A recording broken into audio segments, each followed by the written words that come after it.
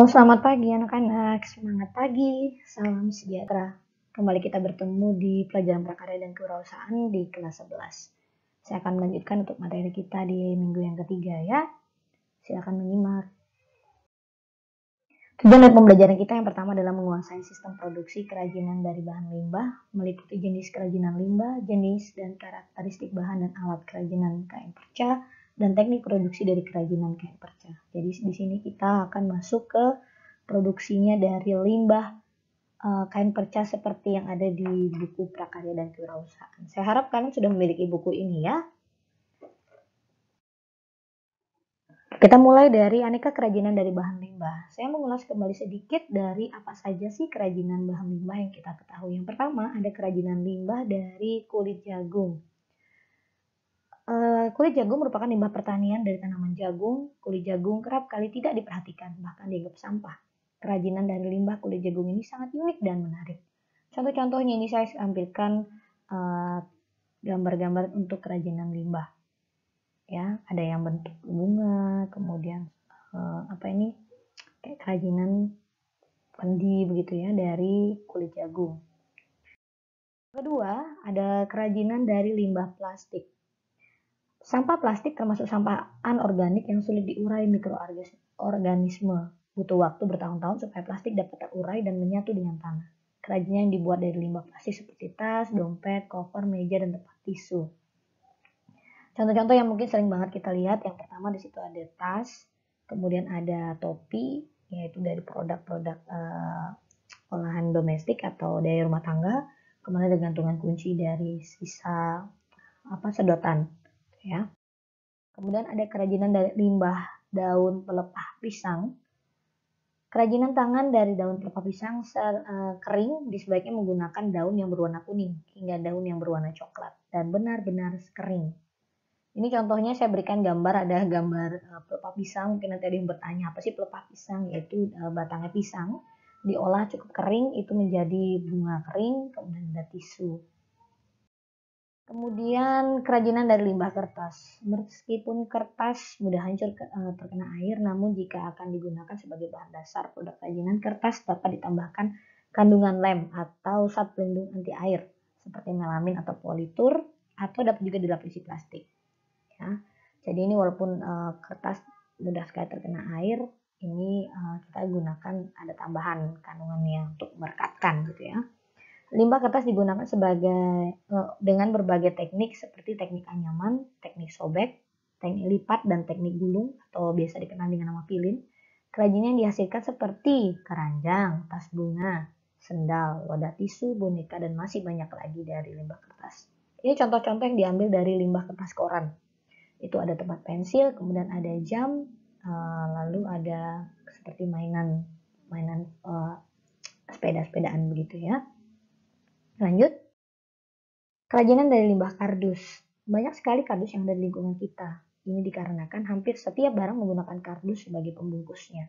Kalau di rumah-rumah punya kardus biasanya dipakai buat mainan anak-anak atau sebagai tempat wadah gitu ya. Tapi kalau kita bisa membuat orang yang berjiwa kewirausahaan nih, salah satunya contohnya seperti membuat lampion ataupun tempat duduk yang kecil gitu, ini menggunakan dari limbah kardus. Kemudian yang terakhir dari kerajinan limbah kain perca. Nah ini dia bagian kerajinan yang akan kita lebih spesifikkan nanti ya. Produksi pakaian yang dilakukan oleh penjahit atau konveksi menghasilkan banyak sekali limbah kain yang biasa disebut dengan kain perca. Limbah perca dapat dijadikan kerajinan unik dan menarik. Bahkan busana itu sendiri dihasilkan dari kain perca yang dijahit sambung-sambungannya. Jadi saling menyambung, orang biasa senangnya jahitan-jahitannya bersambung atau ada motif di kiri dan kanannya, itu semua dari kain perca.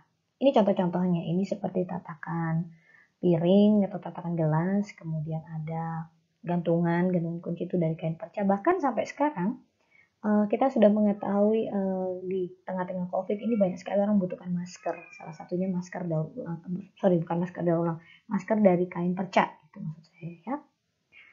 Oke, kita lanjut. Manfaat produk kerajinan dari bahan limbah itu sendiri. Apa saja? Yang pertama, manfaat produk kerajinan sebagai benda pakai. Produk kerajinan dibuat mengutamakan fungsinya. Adapun unsur keindahan hanyalah sebagai pendukung. Kemudian yang B adalah manfaat produk kerajinan sebagai benda hias. Produk kerajinan meliputi segala bentuk kerajinan dengan tujuan dipajang atau digunakan sebagai hiasan. Kita akan masuk kepada proses produksi kerajinan kain. Alat dan bahan dari kerajinan kain perca. Berikut jenis dan karakteristik bahan dan alat kerajinan kain perca yaitu kain perca adalah kain sisa industri garmen yang sudah tidak digunakan lagi. Ini yang pertama adalah kain perca pasti ya. Yang kedua adalah menggunakan gunting kain yang digunakan untuk memotong sisa kain perca. Jangan gunakan gunting kertas, ini cukup berbeda ya. Lalu ada benang jahit. Ya, benang jahit itu pasti untuk menjahit ya. Ini harga yang murah, kalau mau ditemukan tidak usah beli yang agak tebal, tapi yang murah saja untuk benang jahit biasanya. Lalu ada jarum jahit digunakan untuk menjahit. Itu kalau kita lihat pasti bentuknya macam-macam, ada yang ukuran besar, ada ukuran kecil gitu ya. Lalu ada dakron. Dakron digunakan untuk mengisi dalam kerajinan. Mengisi itu kalau biasa kita bikin bantal kan ada yang menggunakan dakron, ada yang menggunakan bulir-bulir seperti salju gitu ya, apa butir-butiran dari apa saya lupa, ada dari kapas. Nah ini dakron bentuknya. Lalu ada penggaris pola untuk membuat pola. Biasanya orang membuat jarit baju dia menggunakan penggaris pola. Itu dari alat dan bahan. Lalu kemudian yang B adalah teknik produksi kerajinan kain perca. Ada 3 teknik dasar yang kita perlu ketahui. Yang pertama adalah teknik patchwork. Teknik patchwork adalah salah satu menjahit yang menggabungkan beberapa kain perca dengan cara mengikuti alur atau potongan kain itu. Menjahit dengan teknik patchwork bukanlah hal yang sulit. Hanya dengan belajar menjahit lurus, kalian dapat mengerjakan teknik patchwork. Itu hanya dengan menempelkan, kalau kita lihat gambar yang kedua, itu menempelkan gambar yang bentuknya kotak dan mengikuti alur garisnya. Kemudian teknik yang kedua adalah teknik applique. Teknik applique merupakan teknik yang menggunakan aneka motif dari kain perca. Hasil dari kreasi kain perca dari teknik applique nantinya bakal dipasangkan pada kain utuh yang digunakan sebagai lapisan dasar. Kalau kita lihat dari gambar ini ada gambar baju yang ditempelkan dan sebelumnya dia membuat pola dulu, itu gambar jerapah. Kemudian hasil pola tadi ditempelkan dan mengikuti alur polanya. Jadi mengikuti pola bentuk ke atas, mengikuti gambar jerapah. Yang sebelah kanan pun sama, ini seperti kantong pocket gitu ya. Dibentuk dulu polanya, kemudian ditempelkan, dijarit sesuai dengan polanya. Itu adalah teknik applique. Yang ketiga kita adalah teknik quilting.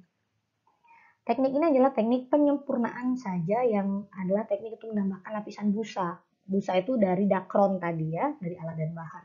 Sebagai tambahan pelapis agar kerajinan tangan dari kain perca terlihat lebih tebal.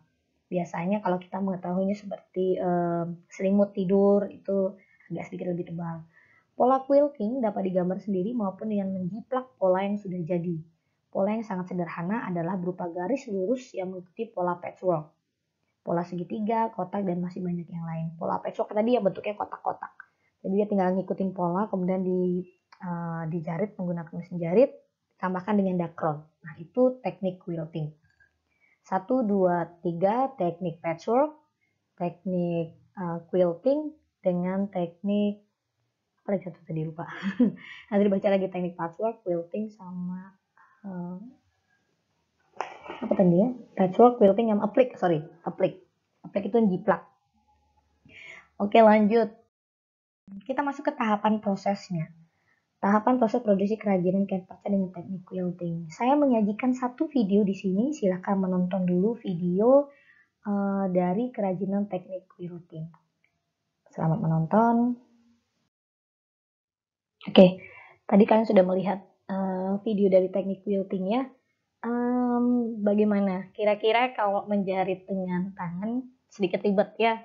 Tetapi itulah sebuah usaha ketika kita memberikan nilai lebih pada produk tersebut, pasti ada nilai juga lebih pada uang yang akan kita terima gitu ya. Nah kalau pada buku, di buku paket kalian itu nanti kalian bisa lihat materi, tahapan proses itu baik jenis karakter, teknik produksi itu ada di buku paket kewiraan di halaman 12 sampai 13 ya. Tetapi di halaman 13 itu tahapan produksi untuk membuat kerajinan kain keset. Ada caranya. Kalau ini saya tadi tampilkan dari videonya. Ya, dari videonya untuk teknik quilting. Baik, kemudian kita lanjutkan bagian terakhir yaitu kita masuk ke dalam kemasan. Pengemasan produk kerajinan limbah. Kemasan diartikan sebagai wadah atau pembungkus yang berguna mencegah atau mengurangi terjadinya kerusakan pada bahan yang dikemas. Tujuannya adalah kemasan memenuhi syarat keamanan dan kemanfaatan, kemasan melindungi produk dalam perjalanan ke konsumen. Kemasan dapat mendukung program pemasaran, kemasan merupakan cara meningkatkan laba perusahaan. Oke, ini kayak ada salah kalimat di bagian atas. Ini saya masukkan ke kemasannya. Jenis-jenis bahan kemasannya yaitu kemasan kertas, kemasan kayu, dan kemasan plastik. Kemasan kayu dikatakan lebih fleksibel, namun kemasan kertas itu lebih fleksibel, namun kelemahan dia sensitif terhadap air. Kemasan kayu digunakan untuk pengemasan produk padat, digunakan untuk bentuknya dalam bentuk palet kayu, peti, atau kotak kayu seperti gambar di bawah itu ya. Lalu yang ketiga adalah dari kemasan plastik. Kemasan plastik yang dikenal adalah polietilen, polipropilen, polyester, nilon, dan vinil. Biasa untuk kerajinan yang menggunakan jenis untuk akrilik.